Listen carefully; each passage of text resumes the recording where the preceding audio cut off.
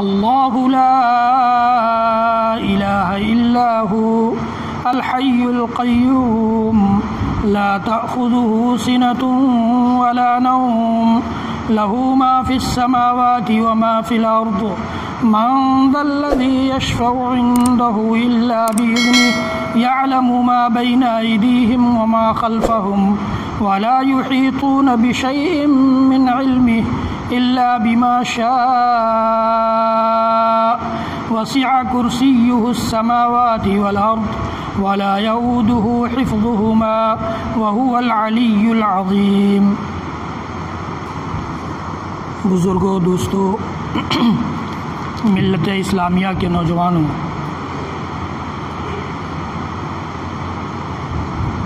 پچھلے خطبے سے سلسلہ جو شروع ہوا ہے وہ قرآن پاک کی ایک عظیم آیت کریمہ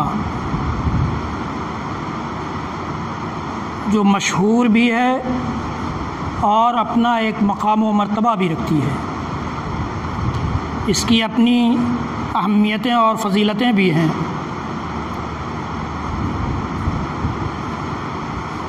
ہمارے سماج اور معاشرے کے لیے اس کی یہی فضیلت کافی ہے کہ اللہ کے رسول صلی اللہ تعالیٰ علیہ وآلہ وسلم کے حکم کے مطابق جو آدمی اس آیت کو رات کے وقت پڑھ لے تو اللہ تعالیٰ صبح تک کے لیے اس پر ایک نگراں مقرر کر دیتا ہے، اس کی جان، اس کے مال کی حفاظت کے لیے نگراں مقرر کر دیتا ہے۔ یہ کافی ہے ہمارے سماج، ہمارے معاشرے اور ہمارا جو ایمان و یقین ہے اس اعتبار سے فضیلت کے لیے۔ فضیلت اور بھی اس کی ہے جو میں نے بتایا تھا۔ اللہ لا الہ الا ہو کے بارے میں بات ہو رہی تھی کہ اللہ کے علاوہ اس کائنات میں کوئی سچا معبود نہیں ہے، اور قرآن پاک نے اس بات کو کئی جگہ ثابت کیا ہے،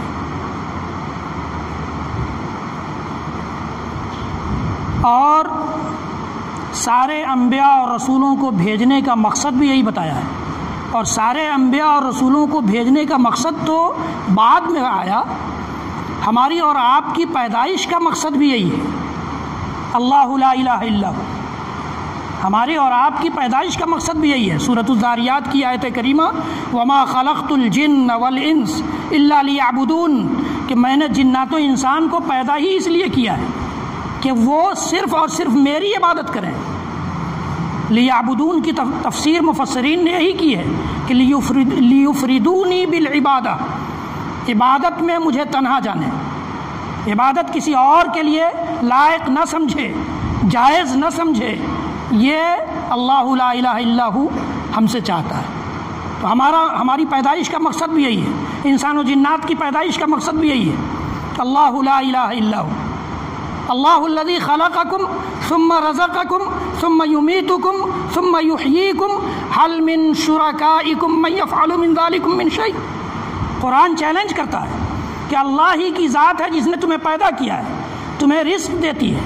اللہ کی ذات تمہیں رزق دیتی ہے، تمہیں مارتی ہے، جلاتی ہے، تمہیں زندگی بخشتی ہے، موت دیتی ہے اور پھر زندہ کرے گی۔ کیا دنیا میں جن چیزوں کی پوجا ہوتی ہے، جن چیزوں کی پرستش ہوتی ہے، جن کے نام کی نظر و نیاز مانی جاتی ہے، جن سے فریاد کی جاتی ہے، جن سے دعا کی جاتی ہے، جن سے کوئی اپنا مطالبہ جن کے سامنے رکھا جاتا ہے، جن سے درخواست کی جاتی ہے، گزارش کی جاتی ہے، حل من شرکائکم من یفعل من ذلکم من شیء، جو یہ کام کرے، کوئی ہے ایسا جو پیدائش کا ذمہ دار ہو، رزق کا ذمہ دار ہو، موت اور زندگی کا ذمہ دار ہو؟ کوئی نہیں ہے۔ حل من شرکائکم من یفعل من ذلکم سبحانہ وتعالی عما یشرکون۔ اللہ تعالیٰ کہتا ہے کہ اللہ کی ذات پاکیزہ ہے، تم چاہے لاکھ کسی کو شریک کرتے رہو، اللہ کی ذات پاکیزہ ہے تو ہے۔ ان شرکتوں سے، ان ساری سازوں سے، ان سارے سازوں سے جو کائنات میں انسان جنات کرتے ہیں، سبحانہ و تعالی عما یشرکون، اللہ کی ذات پاکیزہ ہے، بلند ہے۔ تو اللہ رب العالمین نے بے شمار مقامات پر ہماری پیدائش کو، ہمیں جو وہ رزق دیتا ہے، ہمیں جو وہ کھلاتا پلاتا ہے، ہمارے لیے اس نے اس کائنات کا جو سسٹم بنایا ہے، اس کو دلیل بنا کر یہ حکم دیا ہے کہ لہٰذا جو ذات اور جو ہستی، جو قوت، جو طاقت ان ساری چیزوں کو اور سارے نظام کو ڈیل کر رہی ہے، وہی اس لائق ہے کہ اس کی عبادت کی جائے۔ یا ایھا الناس اعبدوا ربکم الذی خلقکم والذین من قبلکم لعلکم تتقون۔ اے انسانوں، اے انسانیت کی جماعت، سنو، تم اپنے اس رب کی عبادت کرو جس نے تمہیں بھی پیدا کیا ہے اور تم سے پہلے کی ساری مخلوقات کو پیدا کیا ہے۔ اللہ رب العالمین نے بے شمار مقامات پر یہ حکم دیا ہے، اللہ لا الہ الا ہو، اور ہمارا اور آپ کا کلمہ بھی یہی ہے، ہم یہی کلمہ پڑھتے ہیں، اشہد ان لا الہ الا اللہ، اشہد ان لا الہ الا اللہ۔ میں گواہی دیتا ہوں، ہر شخص اپنے دل سے، دماغ سے، سچائی کے ساتھ اور دل کی گہرائی کے ساتھ، خلوص کے ساتھ، جو مومن ہے، مسلمان ہے، وہ گواہی دیتا ہے کہ اشہد ان لا الہ الا اللہ، چاہے وہ اس کا مفہوم نہ سمجھتا ہو، چاہے اس کا وہ میننگ نہیں جانتا ہو، چاہے اس کے تقاضوں پر اس کا عمل نہ ہو، لیکن کلمہ اس کا یہی ہے، اشہد ان لا الہ الا اللہ، اشہد ان لا الہ الا اللہ۔ میں گواہی دیتا ہوں اس بات کی کہ اللہ کے علاوہ اس کائنات میں کوئی سچا معبود نہیں ہے۔ تو جب کوئی سچا معبود نہیں ہے تو ہماری ساری چھوٹی بڑی اور ساری عبادتوں کا، نیکیوں کا حقدار صرف وہی ہے۔ یہی کہتا ہے ہم سے یہ جملہ، اللہ لا الہ الا اللہ۔ اس کے بعد دوسرا جملہ اللہ رب العالمین نے اس آیت میں نے بتایا تھا آپ کو کہ اس آیت میں صرف رب کی توصیف ہے، رب کی صفات بیان کی گئی ہے، رب کی بلندیوں کو بیان کیا گیا ہے، رب کی بڑائیوں کو بیان کیا گیا ہے، رب کی حمد و ثنا بیان کی گئی ہے۔ دوسرا جملہ ہے الحی القیوم، الحی القیوم۔ اللہ تعالیٰ نے اپنے لیے یہ صفت استعمال کی ہے کہ وہ ہمیشہ زندہ رہنے والا ہے، ہمیشہ زندہ رہنے والا، اس کو موت نہیں آتی، اس کو موت نہیں آتی، اور جو مر جائے وہ معبود بننے کے لائق نہیں ہوتا ہے۔ جس کو موت آ جائے وہ معبود نہیں ہو سکتا ہے، معبود وہی ہو سکتا ہے، ہماری عبادتوں کا حقدار تنہا وہی ہو سکتا ہے جس کو موت نہ آئے، اور وہ صرف اللہ رب العالمین کی ذات ہے۔ وَتَوَكَّلْ عَلَى الْحَيِّ الَّذِي لَا يَمُوتُ وَسَبِّحْ بِحَمْدِهِ وَكَفَىٰ بِهِ بِذُنُوبِ عِبَادِهِ خَبِيرًا۔ قرآن کہتا ہے کہ اس زندہ ذات پر بھروسہ کرو جو کبھی نہیں مرے گی، جو ذات کبھی نہیں مرے گی۔ وتوکل علی الحی الذی لا یموت وسبح بحمدہ، اس کی حمد و ثنا کے گن گاؤ، وسبح بحمدہ وکفی بہ بذنوب عبادہ خبیرا، اور اپنے بندوں کے گناہوں سے وہ اچھی طرح باخبر ہے، کافی ہے وہ خبر رکھنے کے لیے۔ اللہ رب العالمین نے فرمایا۔ اللہ کے رسول صلی اللہ علیہ وسلم کی جب وفات ہوئی اور حضرت عمر بن الخطاب رضی اللہ تعالیٰ عنہ جیسے صحابی رسول تلوار لے کر نکل گئے کہ خبردار اگر کسی نے یہ بات کہی کہ محمد الرسول اللہ صلی اللہ علیہ وسلم کا انتقال ہو گیا ہے، آپ پر موت طاری ہو گئی ہے، آپ وفات پا گئے ہیں، تو اس کی گردن اڑا دوں گا۔ حضرت عمر بن الخطاب جو اس کائنات میں انبیاء اور رسولوں کے بعد دوسرے نمبر کے شہری ہیں، پہلے نمبر پر ابو بکر صدیق رضی اللہ تعالیٰ عنہ اور دوسرے نمبر پر عمر بن الخطاب رضی اللہ عنہ، ان کا عقیدہ کتنا مضبوط رہا ہوگا آپ تصور کیجئے۔ اللہ کے نبی صلی اللہ علیہ وسلم فرماتے ہیں کہ اگر میرے بعد نبی کوئی ہوتا تو عمر ہوتے۔ عمر بن الخطاب رضی اللہ تعالیٰ عنہ کے مشوروں کی تائید میں قرآنی آیات نازل ہوا کرتی تھی، قرآنی آیتیں نازل ہوتی تھی۔ وہ صحابی کیا کہہ رہے ہیں کہ اگر کسی نے یہ کہا کہ محمد الرسول اللہ صلی اللہ علیہ وسلم کی وفات ہو گئی تو گردن اڑا دو۔ ابو بکر رضی اللہ تعالیٰ عنہ کا جب پہلا خطبہ ہوا اللہ کے رسول صلی اللہ علیہ وسلم کی وفات کے بعد، تو ابو بکر رضی اللہ تعالیٰ عنہ نے صاف دو ٹوک لفظوں میں پورے صحابہ کرام کی موجودگی میں یہ اعلان کر دیا کہ من کان یعبد محمدا فإن محمدا قد مات ومن کان یعبد اللہ فإن اللہ حی لا یموت۔ جو محمد کی پرستش کرتا تھا، جو محمد کی عبادت کرتا تھا، وہ جان لے کہ محمد مر چکے ہیں، صحیح بخاری کی روایت ہے، وہ جان لیں کہ محمد مر چکے ہیں، اور جو اللہ کی عبادت کرتا ہے وہ جان لے کہ اللہ ہمیشہ زندہ رہنے والا، کبھی نہیں مرے گا۔ فَإِنَّ اللَّهَ حَيٌّ لَا يَمُوتُ، تو حی، میں یہ کہہ رہا تھا کہ حی اس ذات کو کہا جاتا ہے جس پر کبھی موت طاری نہ ہو، جس کو کبھی موت نہ آئے، وہ حی ہے۔ تو اللہ تعالیٰ نے اپنے لیے الحی کا لفظ استعمال کیا ہے، اور القیوم تھامنے والا، اس کائنات کے سارے نظام کو، اس کائنات کی ہر مخلوق کو، چاہے وہ چھوٹی ہو یا بڑی، چاہے وہ ہمیں دکھ رہی ہو یا نہ دکھ رہی ہو، سب کا تھامنے والا وہی ہے۔ وَمِنْ آيَاتِهِ أَن تَقُومَ السَّمَاءُ وَالْأَرْضُ بِأَمْرِهِ، وَمِنْ آيَاتِهِ أَن تَقُومَ السَّمَاءُ وَالْأَرْضُ بِأَمْرِهِ، اللہ تعالیٰ کہتا ہے کہ اللہ کی اکتائی کی، اللہ کے تنہا معبود ہونے کی، اور اللہ کے تنہا پوجنیے ہونے کی سب سے بڑی نشانی یہ ہے کہ آسمان و زمین اسی کے حکم سے قائم ہے۔ آسمان کا نظام چل رہا ہے، زمین کا سسٹم چل رہا ہے، کائنات اپنے پورے اتمام کے ساتھ اور پوری حجت کے ساتھ پورے اپنے سسٹم کو ڈیل کرتے ہوئے چل رہا ہے۔ یہ اللہ کی نشانیوں میں سے ایک نشانی ہے۔ وَمِنْ آيَاتِهِ أَن تَقُومَ السَّمَاءُ وَالْأَرْضُ بِأَمْرِهِ، الحی القیوم کی صفات کو اللہ تعالیٰ نے قرآن پاک میں 3 جگہ استعمال کیا ہے۔ الف لام میم اللہ لا الہ الا هو الحی القیوم، سورہ آل عمران کی شروعات ہوتی ہے الف لام میم اللہ لا الہ الا هو الحی القیوم، سیم یہی جملہ جو یہاں آیت الکرسی میں ہے وہاں بھی ہے، اللہ لا الہ الا هو الحی القیوم، اللہ کے علاوہ کوئی سچا معبود نہیں ہے، اور وہ ہمیشہ زندہ رہنے والا ہے اور تھامنے والا ہے۔ ایک مقام پر اللہ رب العالمین نے قیامت کی تصویر کشی کرتے ہوئے، محشر کے میدان کی سین کو بیان کرتے ہوئے فرمایا کہ وَعَنَتِ الْوُجُوهُ لِلْحَيِّ الْقَيُّومِ، وَعَنَتِ الْوُجُوهُ لِلْحَيِّ الْقَيُّومِ، چہرے جھکے ہوں گے اس دن۔ محشر کے میدان میں کوئی سینہ تان کر بولنے والا نہیں ہوگا کہ دین کی معلومات ہمارے پاس بھی ہے، جیسے یہاں سینہ تان کر بول دیتے ہیں ہم کم جانتے ہیں کیا آپ سے، ہم کسی مولوی سے کم ہیں کیا، یہاں بڑے سینہ تان کر بولتے ہیں۔ وہاں وعنت الوجوہ للحی القیوم وقد خواب من حمل ظلما، اور اللہ رب العالمین نے اس سے پہلے بتایا ہے کہ کسی کی آواز وہاں نہیں نکلے گی، زیادہ سے زیادہ اگر کوئی بات کرے گا تو کانا پھوسی جو اپنے یہاں کرتے ہیں وہ کرے گا، کان میں بات کرے گا۔ اللہ رب العالمین کی اجازت کے بغیر بڑے بڑے فرشتے ہوں گے، بڑے بڑے انبیاء ہوں گے، کوئی نہیں بولے گا، کوئی نہیں بولے گا۔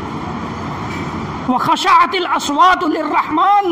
قرآن کہتا ہے اسی آیت کے کچھ پہلے وَخَشَعَتِ الْأَصْوَاتُ لِلرَّحْمَنِ فَلَا تَسْمَعُ إِلَّا ہَمْسًا، رحمان کے سامنے آوازیں پست ہوں گی، آوازیں پست ہوں گی۔ وَعَنَتِ الْوُجُوهُ لِلْحَيِّ الْقَيُّومِ، چہرے اس حی ذات کے لیے، قیوم ذات کے لیے جھکے ہوئے ہوں گے چہرے۔ اور اللہ کے نبی صلی اللہ تعالی علیہ وسلم نے ارشاد فرمایا کہ الحی القیوم یہ اسم اعظم ہے۔ اللہ کے رسول نے فرمایا کہ یہ دونوں اسم اعظم ہے، جو جس نے ان دونوں ناموں کو وسیلہ بنا کر دعا کی اللہ تعالیٰ اس کی دعا قبول کرتا ہے۔ اللہ کے رسول صلی اللہ علیہ وسلم کی حدیث گرامی، الحی القیوم یہ اسم اعظم ہے، ان کو جو بھی وسیلہ بنا کر ان کے حوالے سے اللہ رب العالمین سے دعا کرے گا اللہ تعالیٰ اس کی دعا رد نہیں کرے گا۔ اور اللہ کے نبی صلی اللہ علیہ وسلم کی دعا بھی ہے، یا حی یا قیوم برحمتک استغیث اصلح لی شأنی کلہ ولا تکلنی الی نفسی طرفۃ عین۔ اللہ کے رسول صلی اللہ علیہ وسلم کی مشہور دعاؤں میں سے یہ دعا ہے، یا حی یا قیوم، اے ہمیشہ زندہ رہنے والی ذات، اے تھامنے والی ذات، برحمتک استغیث، تیری رحمت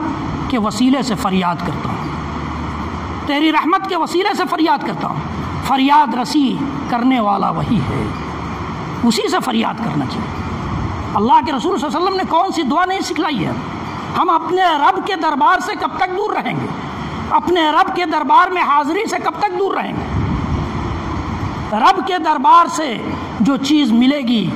وہ اس کا مقابلہ آپ کو کہیں اور سے نہیں ہوگا، اور کہیں اور سے وہ چیز نہیں مل سکتی ہے۔ اللہ تعالیٰ نے یہ خصوصیت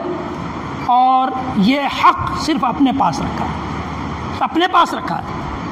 تو اللہ کے رسول صلی اللہ علیہ وسلم دعا کرتے تھے یا حی یا قیوم برحمتک استغیث، اے حی اے قیوم تیری رحمت کے وسیلے سے فریاد کرتا ہوں، اصلح لی شأنی کلہ میرے سارے معاملات کو درست کر دے، میرے سارے معاملات کو درست کر دے۔ کتنا آسان جملہ ہے، لیکن ہم نہ تو سیکھنے کی کوشش کرتے ہیں اور ہمارے پاس فرصت بھی نہیں ہے۔ سب سے بڑی وجہ یہ ہے، سب سے بڑا سبب یہ ہے کہ ہمارے پاس قرآن سیکھنے کے لیے فرصت نہیں ہے، دعائیں جاننے کے لیے فرصت نہیں ہے، ہم نماز میں کیا پڑھتے ہیں اس کو بھی سیکھنے کے لیے فرصت نہیں ہے،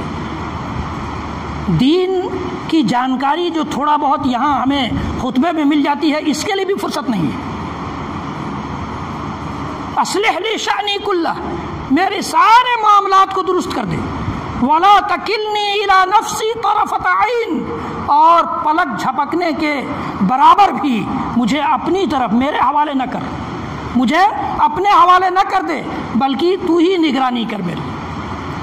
تو ہی میرے سارے معاملات کو ڈیل کر دے، تو ہی میرے سارے معاملات کو دیکھ لے۔ یہ اللہ کے رسول صلی اللہ علیہ وسلم کی کس قدر جامع دعا ہے،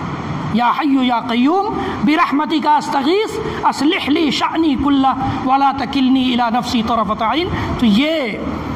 حی اور قیوم کے، اور اس کے علاوہ ہم اردو میں بھی دعا کر سکتے ہیں۔ اللہ رب العالمین تیری ذات حی ہے، تیری ذات قیوم ہے، تیرے رسول نے ہمیں یہ سکھلایا ہے کہ حی اور قیوم کے وسیلے سے جو دعا کرتا ہے تو اس کی دعا کو رد نہیں کرتا، لہٰذا میری اس دعا کو سن لے، میرے اس کام کو بنا دے، میرے اس بگڑے کو بنا دے۔ خود اردو میں ہم اپنی زبان میں دعا کر سکتے ہیں۔ اللہ رب العالمین کی ذات دنیا کی ساری زبانوں کو جانتی ہے اور سمجھتی ہے،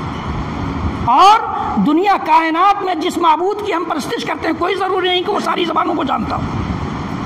انسان جن چیزوں کی پرستش کرتا ہے کوئی ضروری نہیں ہے کہ وہ اس کی زبان بھی سمجھتا ہو، لیکن اللہ رب العالمین کی یہ خصوصیت ہے کہ وہ ساری زبانوں کو بھی جانتا ہے، سب کی ضرورتوں کو بھی جانتا ہے، اور آہستہ بھی سنتا ہے، آہستہ پکارنے سے بھی سنتا ہے، زور سے پکارنے سے بھی سنتا ہے۔ اذا سألک عبادی عنی فإنی قریب اجیب دعوت الداعی اذا دعان فلیستجیبوا لی ولیؤمنوا بی لعلہم یرشدون۔ اللہ رب العالمین نے سورہ بقرہ کی اس آیت کریمہ میں ارشاد فرمایا کہ اذا سألک عبادی عنی فإنی قریب، کہ اے نبی آپ سے اگر میرے بندے میرے بارے میں پوچھتے ہیں تو آپ کہہ دیجئے کہ میں قریب ہوں۔ کتنا قریب ہوں؟ نحن اقرب الیہ من حبل الورید، میں ان کے شہ رگ سے زیادہ قریب ہوں، اللہ رب العالمین کہتا ہے۔ تو جو ذات دنیا کو نوازنے والی ذات ہے، جس ذات نے ہمیں پیدا کیا ہے، جس ذات کی اجازت کے بغیر نہ ہم ایک سانس لے سکتے ہیں اور نہ چھوڑ سکتے ہیں، جس ذات کی اجازت کے بغیر ایک پتا نہیں کھڑک سکتا ہے، جس ذات کی اجازت کے بغیر صبح نہیں ہو سکتی ہے، شام نہیں ہو سکتی ہے، جس ذات کی اجازت کے بغیر دن نہیں ہو سکتا ہے، رات نہیں ہو سکتی ہے، وہ ذات ہمارے اتنے قریب ہے، وہ ذات روزانہ اس آسمان پر آ کر آواز لگاتی ہے کہ حل من سائر فاعطی، حل من مستغفر فاغفر له، حل من تائب فاتوب علیہ، کہ ہے کوئی مجھ سے مانگنے والا جسے میں نواز دوں، ہے کوئی مجھ سے مغفرت طلب کرنے والا جس کو بخش دوں، اور ہے کوئی مجھ سے توبہ کرنے والا جس کی توبہ قبول کر لوں۔ اس ذات سے اتنی دوری اور دوسرے معبودوں کے درگاہوں میں، دوسرے معبودوں کے آستانوں پر، دوسرے معبودوں کے درباروں میں میلہ لگ رہا ہے۔ انا للہ و انا الیہ راجعون۔ اور افسوس کی بات یہ ہے کہ وہ امت یا اس امت کے افراد بھی ان آستانوں پر پہنچتے ہیں جس امت کا کلمہ ہے اشہد ان لا الہ الا اللہ، جس امت کا کلمہ ہے اشہد ان لا الہ الا اللہ، جس امت کے نبی ہیں وہ نبی جن کا پہلا خطبہ اور پہلا خطاب تھا یا ایھا الناس قولوا لا الہ الا اللہ تفلحوا، اے انسانیت کی جماعت، اے انسانوں، اے آدم کی اولاد، سنو تم لا الہ الا اللہ کہہ لو، کامیاب ہو جاؤ گے۔ اس کلمہ کو ماننے والے، اس کلمہ پر یقین رکھنے والے، اس کلمہ پر اپنے آپ کو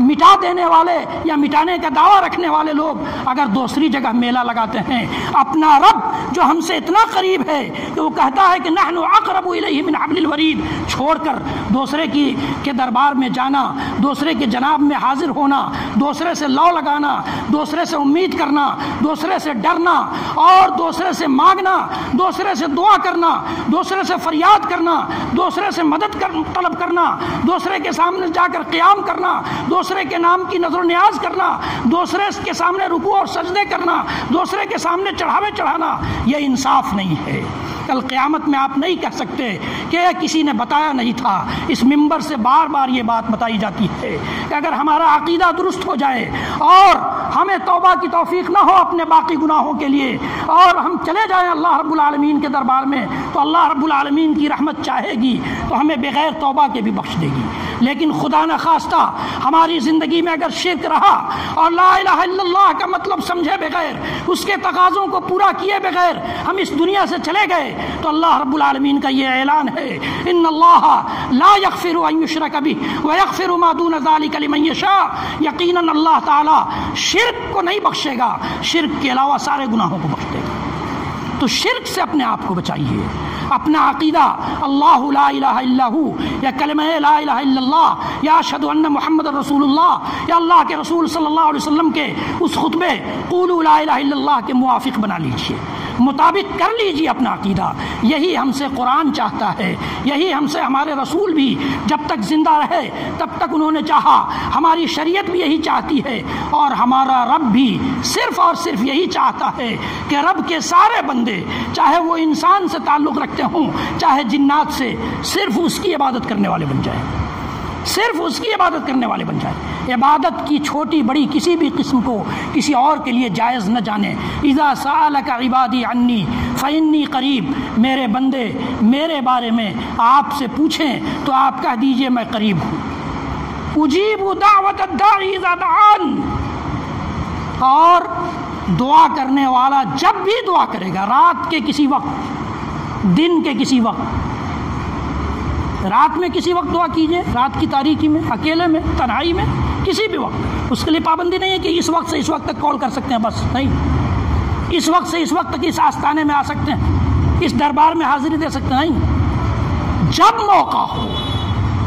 جس وقت ہمیں فرصت ملے اپنے رب کا دروازہ کھٹکھٹائیں، اس کا دروازہ کھلا ہوا۔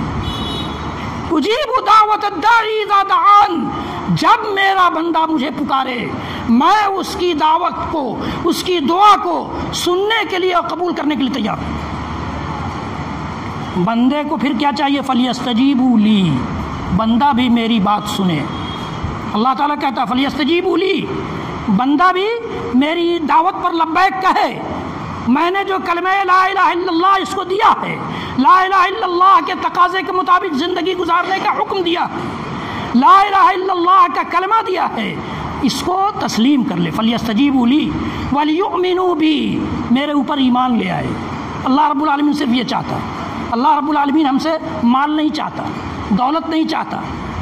بلکہ صرف یہ چاہتا ہے کہ فلیستجیبوا لی ولیؤمنوا بی لعلہم یرشدون، تاکہ یہ رشد و ہدایت کی راہ پر چل سکیں۔ اللہ رب العالمین نے یہ بتایا۔ تو آیت الکرسی کے ان پہلے دونوں جملوں میں آپ نے دیکھا کہ سب سے پہلی صفت اللہ تعالیٰ کی یہ ہے کہ وہ تنہا ہے، یعنی معبود ہونے کی حیثیت سے وہ اکیلا ہے، اور وہ حی اور قیوم کی صفت رکھتا ہے، ہمیشہ زندہ رہنے والی ذات ہے، اور وہی تھامنے والی ذات ہے۔ دنیا میں اور کوئی دستگیر نہیں ہو سکتا ہے۔ لوگوں نے دستگیر بنا لیا ہاتھ تھامنے والا، دستگیر بھی وہی ہے، تھامنے والا وہی ہے۔ اس کے علاوہ الہ مع اللہ، قرآن کا یہ چیلنج ہے جو قیامت کی صبح تک چیخ چیخ کر یہ کہتا رہے گا کہ اللہ کے علاوہ کوئی معبود نہیں ہے تو نہیں ہے۔ اللہ رب العالمین ہم سب کو اپنا عقیدہ درست کرنے اور توحید کے معنی اور مفہوم کو اچھی طرح سمجھنے اور اس کے تقاضوں کے مطابق زندگی گزارنے کی توفیق عنایت فرما دے۔